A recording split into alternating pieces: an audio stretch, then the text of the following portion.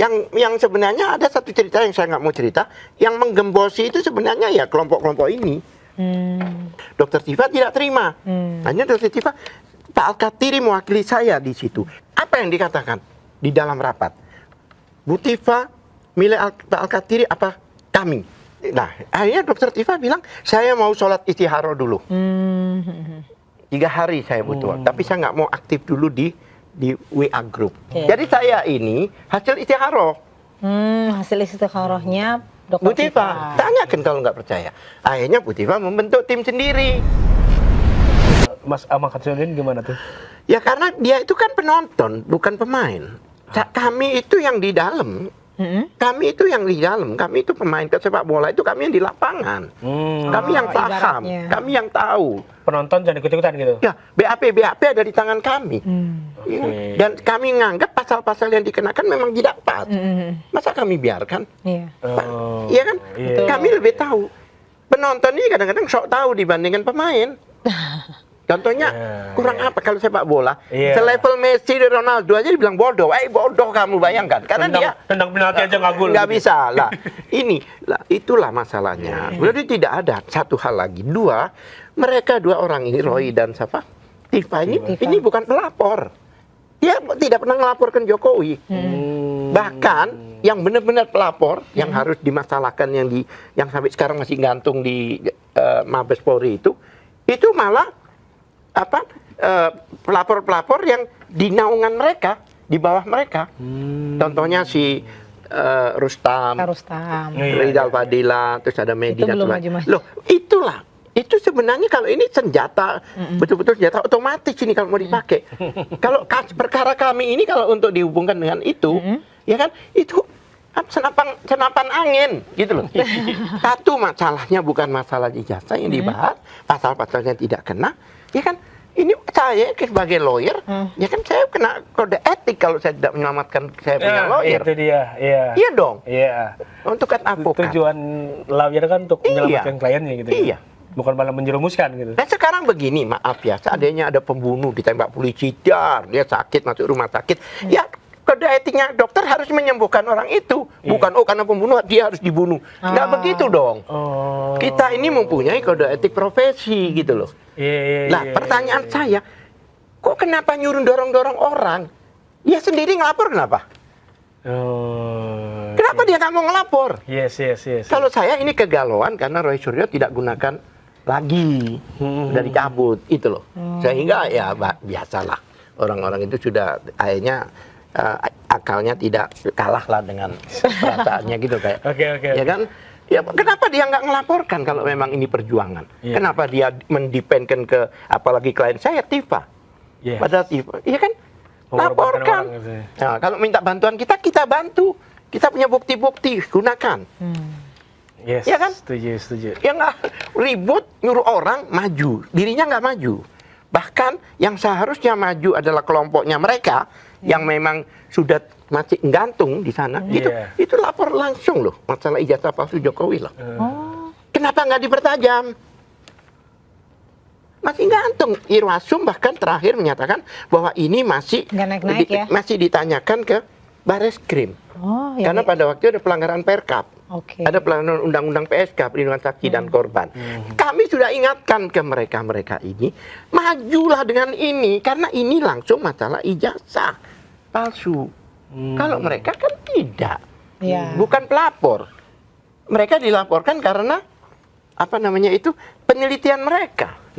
Bahkan kami lihat kan di dakwaan itu nggak banyak bicara soal. Nanti kita akan diarahkan jadi seperti Bambang Tri dan Gus Nur disidangkan, tapi mereka bahkan yang saya tahu 3 pelapor ini yang melaporkan kebencian, melakukan ujaran, itulah yang dikatakan pelapor di dalam DAP itu. Jokowi sini bersaksi.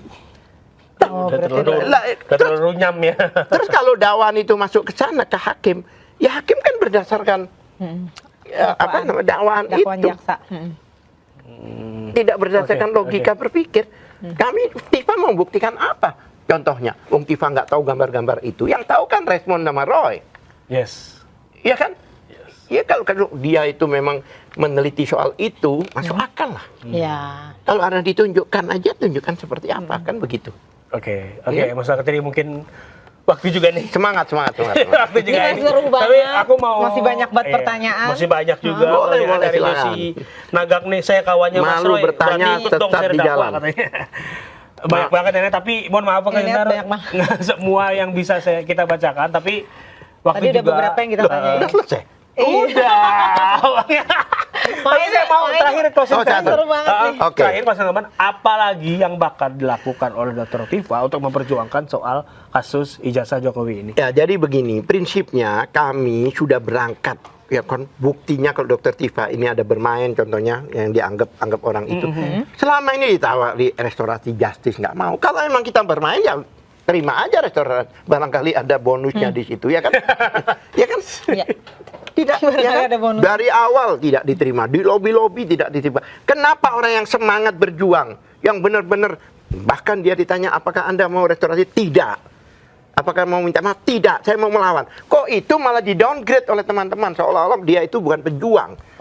Bahkan yang sebenarnya ada satu cerita yang saya nggak mau cerita, yang menggembosi itu sebenarnya ya kelompok-kelompok ini.